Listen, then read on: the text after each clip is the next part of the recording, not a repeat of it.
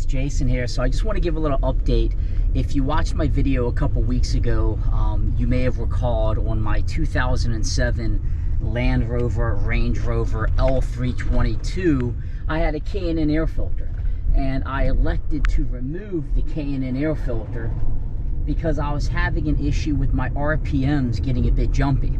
So on this video right now, you should see a link to that video, and I would definitely urge you to check it out if you're curious about why I did that. But the purpose of this video is to give an update as to what I've noticed since I've removed the K&N Air Filter on my 2007 Land Rover Range Rover L322. In summary, I have noticed a 100% improvement on the issues I was having.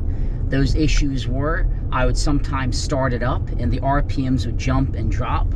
Sometimes I would stop at a light really hard, or stop, or going like 60 miles per hour. I would slow down to 50 miles per hour, and then all of a sudden hit the brake even harder because of traffic or something, and my RPMs would dip really low and immediately jump back up, but almost as if the car was going to cut off, and it was a bit alarming.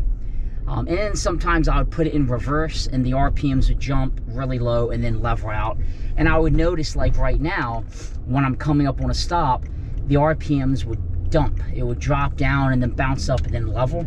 And now when I stop, the RPMs drop as they should, and then they settle right around 1,000 or so RPM. And on that video, when I was talking about the issue, somebody responded and said, "Hey Jason, it might be because of your K&N Air Filter."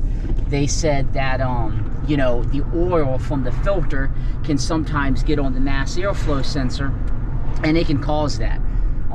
I've never had an issue with K&N Air Filters on any of my other vehicles, but I never put one on the Land Rover. The only reason, I'll be completely frank, that I put it on the Land Rover, because I was replacing my mass airflow sensor for another unrelated issue, and I figured, why don't I treat the car to a high-end air filter? Little did I know, in doing that, it would cause me this issue that I was kind of curious about for at least 6 months. So the reason why I'm saying I haven't had any issues since I removed it, I put well over 1,000 miles on the Land Rover Range Rover L322. I did trips that were about 200 miles one way, going about 70 miles per hour. I did a lot of city driving. I did a lot of hills. So I've really put it through the test, and everything is significantly improved, and I haven't had one issue since. So again, if you're noticing sporadic RPM jumps, I would of course change your air filter. But if you're like me, maybe it's self-inflicted, maybe, just maybe, you thought it was a good idea to put the K&N Air Filter on your car, and now the oil is making the mass airflow sensor read the airflow a little bit differently.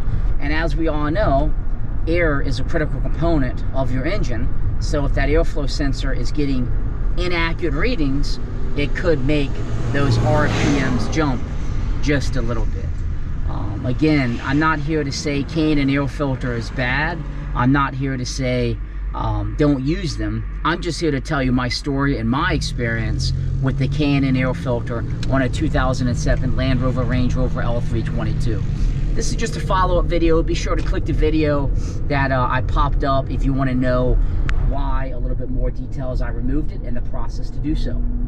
Be sure to check out my blog, www.jams.net, for more Land Rovers, DIY, and other adventures. And it really means a lot, all the comments coming in. In fact, this feedback about the K&N Air Filter was a comment from somebody on the YouTube channel.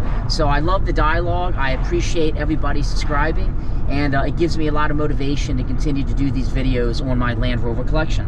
Have a great day, and thanks for watching.